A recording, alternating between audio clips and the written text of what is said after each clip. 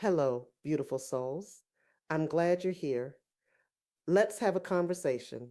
There comes a moment in becoming when you realize something quietly but clearly. You're not tired because you're doing too much. You're tired because you're still holding back. Because holding back takes effort. It requires constant awareness of how you're coming across, what you're allowed to say, and how much of yourself is acceptable in the room. And for a long time, that effort gets mistaken for wisdom because there is wisdom in shrinking, like as in emotional intelligence or in being considerate, and also in understanding and knowing how to read a room. Sometimes this was necessary. Shrinking protected you, it kept the peace, it helped you belong, and it allowed you to move through spaces where being fully yourself didn't feel safe. But there's a difference between discernment and disappearance.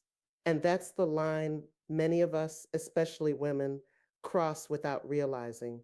Shrinking doesn't always look like silence. Sometimes it looks like over explaining or softening your words. And at times it feels like making yourself more palatable so others don't feel uncomfortable.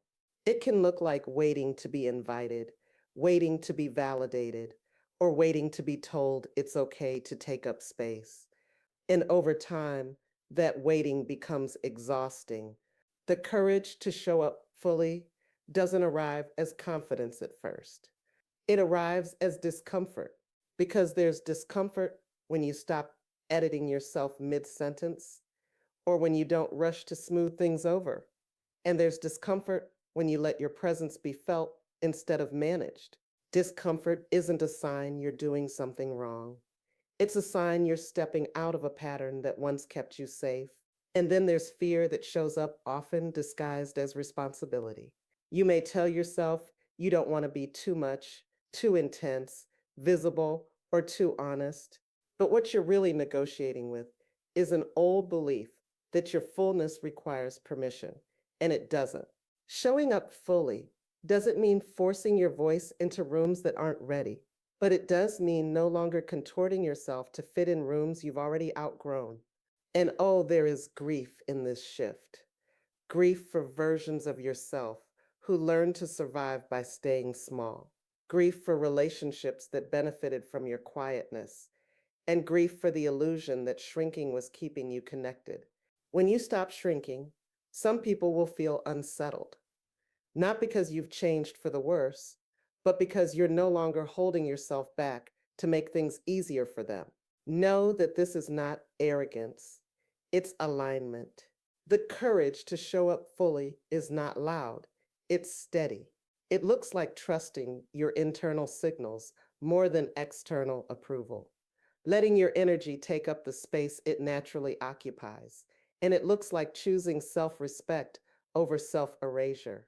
And it often comes with a quiet question that changes everything. What would it feel like to stop apologizing for being present? Becoming her doesn't mean becoming someone new. It means removing the parts of you that learn to disappear.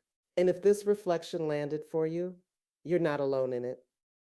It's conversations like these that help us name what's shifting beneath the surface, especially when courage feels more like vulnerability than bravery.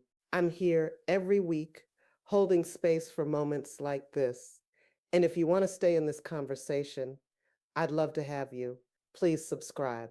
Take what resonates, leave what doesn't, and trust that the version of you learning to take up space is doing exactly what she's meant to do. I'm glad you're here.